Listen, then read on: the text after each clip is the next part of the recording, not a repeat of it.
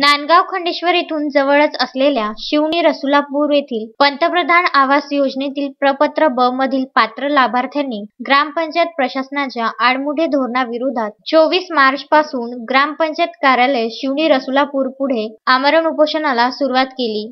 25 मार्च रोजी उपोषणाच्या दुसऱ्या दिवशी नांदगाव खंडेश्वर पंचायत समितीचे गटविकास अधिकारी खेडकर व प्रशासनातील इतर अधिकाऱ्यांनी नायब तहसीलदार वासनिक यांनी उपोषणकर्त्यांची भेट घेऊन त्यांना घरकुलाचा लाभ देण्याचे मान्य केले व तसे लेखी आश्वासन उपोषणकर्त्यांना दिले। आश्वासनानंतर उपोषणकर्त्यांनी आपले उपोषण मागे घेतले। प्रपत्र ब मधील अनेक लाभार्थी गेल्या 20 वर्षापासून शासकीय ई-क्लास जमिनीवर राहत आहेत। शासनाने सर्वांसाठी घरे 2022 या योजनेअंतर्गत हा प्रपत्र ब मधील लाभार्थ्यांना घरकुल देण्याची धडक मोहीम हाती घेतली आहे। या योजनेची अंमलबजावणी करण्याकरिता ग्रामपंचायत शिवणी रसुलापूर यांना चुकीच्या पद्धतीने अंमलबजावणी करून पात्र लाभार्थ्यांना डावलण्याचा प्रयत्न केला होता, परंतु लाभार्थ्यांनी ग्रामपंचायत प्रशासनाचा हा प्रयत्न हाणून पाडला।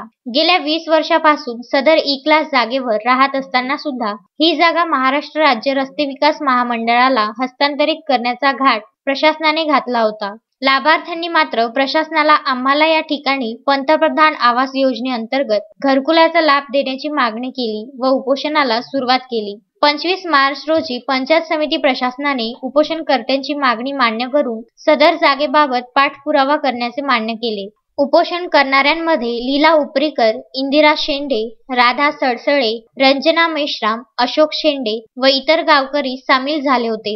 भारतीय कम्युनिस्ट पक्षाचे राज्य सचिव तुकाराम भस्मे यांनी उपोषण मंडपाला भेट देऊन प्रशासनाला उपोषणकर्त्याच्या मागण्या मान्य करण्याचे सांगितले। यावेळी विनोद तरेकर, माधव ढोके, सोनाली वैद्य, चित्रा वंजारी, बाबाराव इंगडे, संजय मंडवधरे, सुनील मेटकर, सचिन रिठे, भानुदास मंदुरकर, कोकिळा ढोके, अंकुश वैद्य यांच्यासह अनेक कार्यकर्ते व गावकरी उपस्थित होते।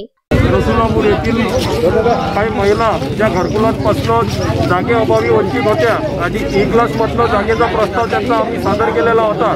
त्यासाठी माननीय जिल्हाधिकारी महोदय आणि मुख्य कार्यकारी अधिकारी महोदय, प्रकल्प संचालक यांच्यासोबत आम्ही पत्रव्यवहार करून पाठपुरावा करू आणि त्यांना न्याय देण्याचा निश्चितपणे आमचा पंचायत समितीचा प्रयत्न राहील। धन्यवाद।